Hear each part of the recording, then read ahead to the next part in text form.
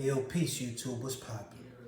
So I ain't gonna make this a long and drawn out video, I'm gonna try to cut it as short as I can, but it's some things that I gotta express navigating and going through life where I have no family, I have no friends, and I'm not looking for nobody to feel sorry for me because I always been a go-getter at the end of the day, and I kind of seen this coming from afar.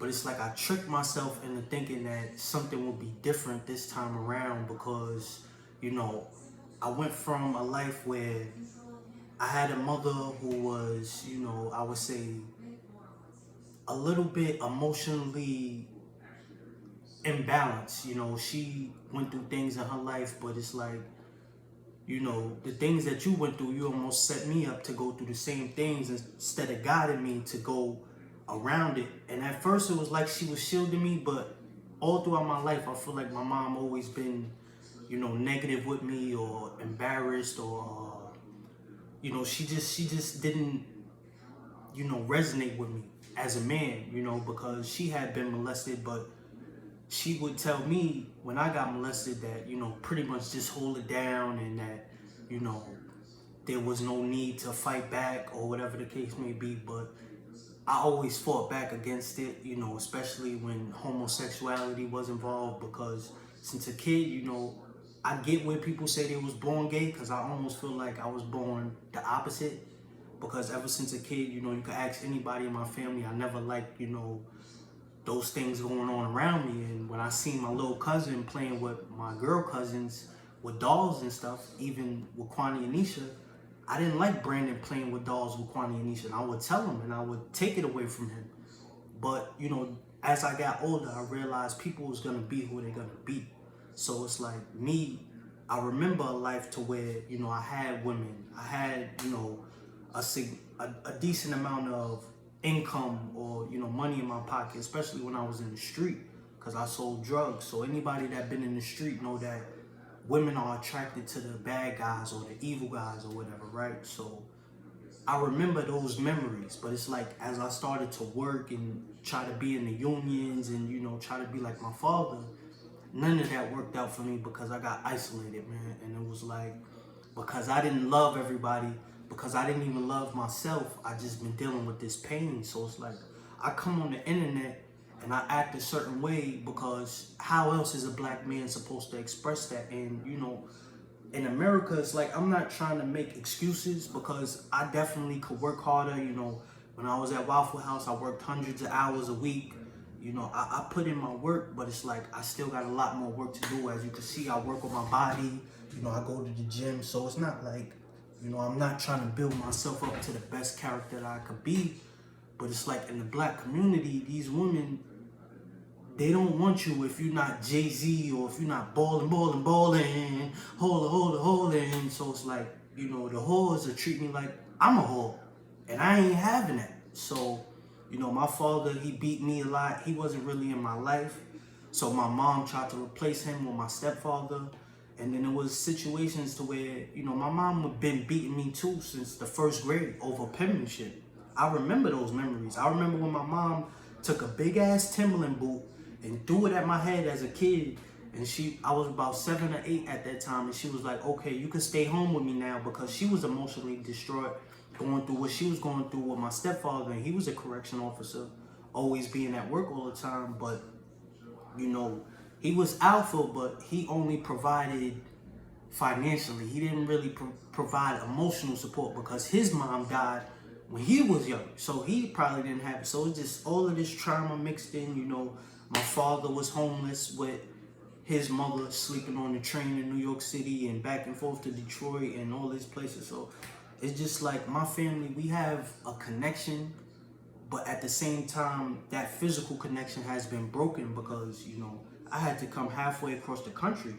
New York City is not a place for singles, man. And the chances of you surviving as a single in New York City is not really, high. So it's like to not have any friends, any family, any girl, no income, no resources. It's hard. And it's harder as a black man. Like, I agree it's harder for men in today's society because, we can't just go on OnlyFans and, we can't just get attention now because of social media. gives all attention to the Andrew Tates and, you know, the Dr. Umars and, you know, of course those guys, they're gonna be looked at as alpha. And me, I'm just a beta male simp. You know, let's call it what it is. I'm an incel, been that way for about 7 years, you know, other than dealing with prostitutes, you know, out here in Louisville. So it's like, but I don't want them diseases and them problems and them pimps' eyes. I don't want to deal with that world, you know what I'm saying? So I've been trying to save myself. I've been on NoFap and, you know, I feel good. Like, I've been taking this creatine too.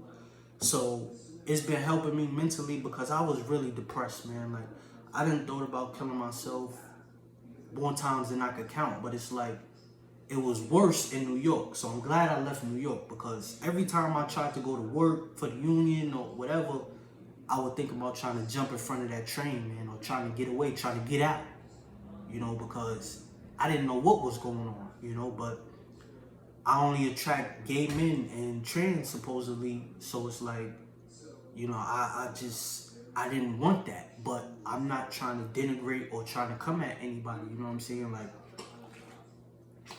I wholeheartedly respect the gay community, but at the end of the day, anybody who's trying to, I feel like, a force of ideology on me, it's not really the way that I learn or the way that I will accept it, because I didn't even accept my own mother when she would try to force her ways on me and say, hey, be more like your brother, even though he flunked out of Howard University. And I felt like I didn't even have the opportunities that he had because he already messed up on certain ends and bridges. And, you know, I didn't want to put my mother in further debt, knowing that, okay, if he was that smart and he didn't make it, then I'm probably not either. But, you know, when we look at society today, it's like a certain level of degeneracy and communities are being promoted while others are being written off. Let's just call it what it is. I mean, the Black Lives Matter and the LGBT been scamming the black community, man. And it's like, what is this sexual empowerment doing for the people who, you know, might just want to say, okay, I want to be traditional. I want to save myself for my wife, or, you know, I want to go through these times where I'm saving my energy because I don't know what's going on. You know, there's a syphilis outbreak right now in Houston, but you don't see people in the black community promoting that or, you know, carrying on that information. I don't want to get AIDS.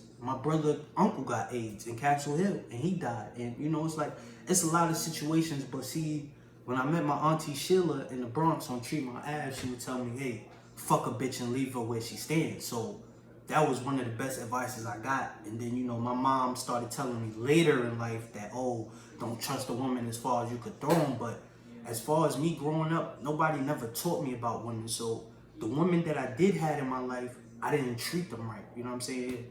And then it was like Cece. I was head over heels for Cece. She was fucking with me. I was fucking with her. But Cece was older than me. See what I'm saying? She was having threesomes and she had a husband and he was a fireman. And, you know, her daughter Nene, I would go pick up from school and drop off. And, you know, like that situation. But I was trying to play stepdaddy, but I had no idea that they was trying to get me in the bedroom to be on some freaknik shit, threesomes, and it's just, I'm not a part of that lifestyle. Like, I never had a threesome, you know what I'm saying? Not even with two women, let alone two men and one woman. So I just been confused, man. Like, I just want to heal, you know what I'm saying? Like, I got to come on this internet and act crazy just so I can heal, because I know that they going to keep coming at me. And the thing was, like, with the gay community, my brother, you know, he done been switched and turned out and doing all type of stuff, and I never liked it when I seen him doing that stuff with Shavar in my house, or when he let his friend Ronnie touch on me and shit. But, you know, I'm trying to just get through it, because it's like, you know, everybody need to release, every man need to release, but it's like we being told in society that we can't release if we don't have a certain amount of income, or we don't have a certain look, or our dick is not a certain size. And it's like, this is just unrealistic expectations, man. I mean, you know, you got 90% of women only going after 10% of the men here. And then, you know, if you do a passport, bros, now it's like, oh, you will sell out. You know, you can't get